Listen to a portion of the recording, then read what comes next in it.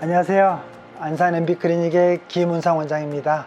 이번 시간에는요, 여러분들이 궁금해하시는 두피 문신, 이 두피 문신에 대한 궁금증에 대해서 장점과 단점 또는 주의할 사항들에 대해서 자세하게 알아보는 시간을 갖도록 하겠습니다.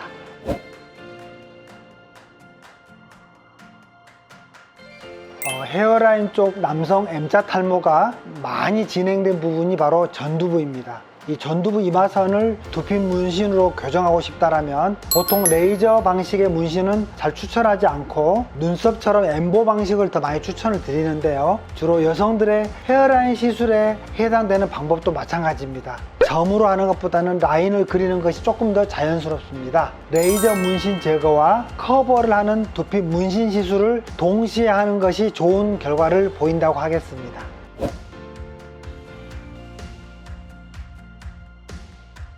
모발이식은 실제로 이제 머리카락을 직접 심는 수술이고, 두피 문신은 염료로 탈모 부위를 가리는 시술이잖아요. 예를 들어서 정수리 탈모의 경우에 두피 문신은 오히려 정수리 탈모가 많이 진행하지 않았을 때도 두피 문신하면 효과적인데 비해서 오히려 탈모가 많이 진행된 상태에서는 이때는 모발이식이 더 효과적이라는 거죠. 모발이식은 조금 더 영구적인 반면에 두피 문신은 좀 더 반영구적, 예를 들어 3년에서 한 5년 이내 이 정도로 생각하시면 좋을 것 같습니다. 하지만 이 모발이식이든 또 문신이든 이 남은 머리카락이 탈모가 또 진행될 수가 있잖아요. 그러면 결국에는 2차 시술을 다시 고려를 해야 됩니다.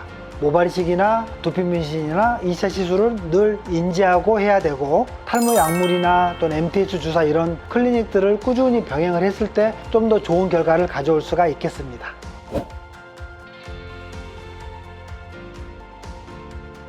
이 두피 문신은 현재 일반 샵에서도 많이 행해지고 있죠. 그러나 현행 법상에서 의사가 하지 않는 문신은 불법으로 되어 있습니다. 두피 문신뿐만이 아니라 눈썹 문신, 또 몸에 하는 바디 문신, 타투, 반영구 시술들이 다 불법에 해당이 됩니다. 무면허 의료 행위로 간주를 하고 있는데, 시술자에게 심하면 형사처벌까지도 가능한 걸로 되어 있습니다. 의료법상에서. 특히 대법원에서는 질병이나 전염의 우려가 있는 점 등을 들어서 문신은 아직까지는 의료 행위에 해당된다고 판결을 하였습니다. 하지만 암묵적으로 의료인이 아닌 사람이 문신을 하거나 광고하는 것들을 처벌을 하지 않고 있습니다. 문제가 생겼을 때는 의료법에 따른 처벌을 받는 것이 현재 상황입니다. 저 개인적인 사견으로는 눈썹 같은 경우나 이런 가벼운 타투 정도는 타투이스트 분들께서 의사의 지도 하에서 할 수 있도록 한계를 부여하는 것들이 좀 현실적이지 않나라고 생각을 하고 있습니다. 하지만 아직은 이런 감염이랄지 또는 전염성 질환, 또 마취 이런 의료적인 영역에 해당되는 것들로 인해서 의사협회에서 반대하는 입장으로 알고 있기 때문에, 더욱이 두피 문신 이런 경우는 일반 문신과는 좀 다르게 미용보다는 치료적인 목적이 좀 더 병행이 되기 때문에 병원을 반드시 이용할 것을 권장드리고 있습니다.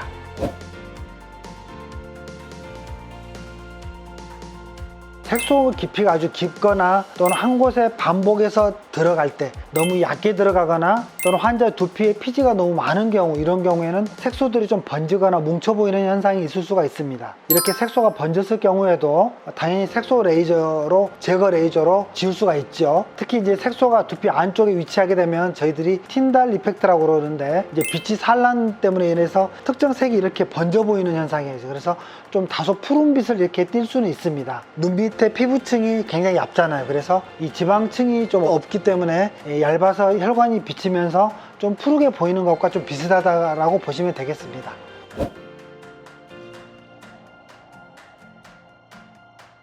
예를 들어서 이제 정수리 부분에 두피 문신을 했을 때 탈모가 더 진행이 되는 경우들이 있어요. 그러면 탈모 면적이 좀 넓어질 수가 있죠. 사실 문신 때문에 더 나빠진 게 아니잖아요. 자연적인 어떤 탈모 진행 과정에서 생긴 정수리 탈모가 넓어진 것이죠. 탈모약도 꾸준히 드시고 또 관리를 해도 탈모가 진행되는 어떤 유전적인 거랄지 또는 이런 상황일 때는 100% 이걸 막을 수는 없습니다. 두피 문신을 좀 추가로 시술한다거나 또 모발 이식을 하는 방법도 고려할 수가 있겠습니다.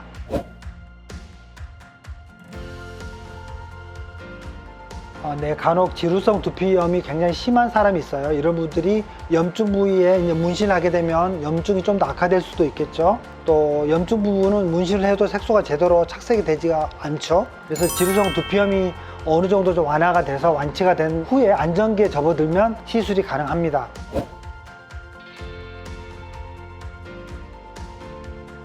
문신을 하고 나면 이제 지나친 땀이 나는 운동 이런 것들은 좀 피하셔야 되고요. 또 술이나 담배도 피하셔야 되겠죠. 또 염색이나 파마 이런 것들도 피하는 게 좋겠습니다. 바르는 탈모약인 미녹시딜 같은 것도 이게 알코올 성분과 또 혈관 확장 효과가 있기 때문에 가려움도 생길 수가 있고요. 또 염료가 그걸로 인해서 옅어질 수가 있습니다. 그래서 충분히 자리 잡을 때까지는 이 두피 문신을 좀 보류하기를 저는 권장을 드립니다. 두피 문신 후에 한 2주 정도가 지나게 되면 다시 염료들이 조금씩 빠지죠. 옅어지는 현상이 일어나는데 이게 이제 잘못된 시술이 아니라고 생각을 하셔야 됩니다. 한 2, 3주 후에 다시 리터치를 하는 것이 기본입니다.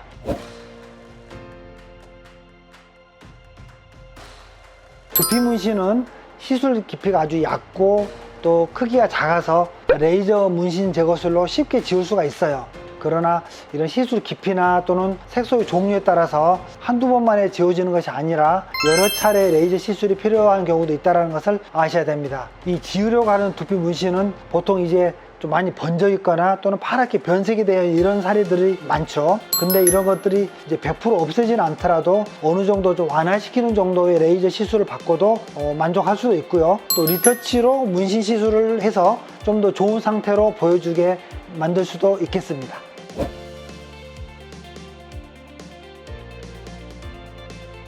올바르게 시술이 된 두피 문신이라면 전혀 문제가 없습니다. 왜냐하면 이 두피 문신은 이 표피나 진피 상부층의 미세한 상처를 통해서 색소를만 침투시키는 것이기 때문에 일반적인 어떤 시술 강도나 횟수로는 이 두피에 어떤 흉터를 만들거나 이런 문제를 일으키지 않습니다. 우리가 MTS랄지 이런 두피 메조 테라피를 하잖아요. 오히려 두피에 약간의 상처를 일부러 만들어서 혈류순환을 아주 좋아지게 만들어서 상처 힐링을 좀 빠르게 하는 이런 사이클을 작동을 시켜서 탈모 치료에 오히려 응용하는 사례도 있는 만큼 두피 문신이 오히려 탈모 치료에도 더 좋은 자극이 될 수 있다고 보는 의견도 많습니다.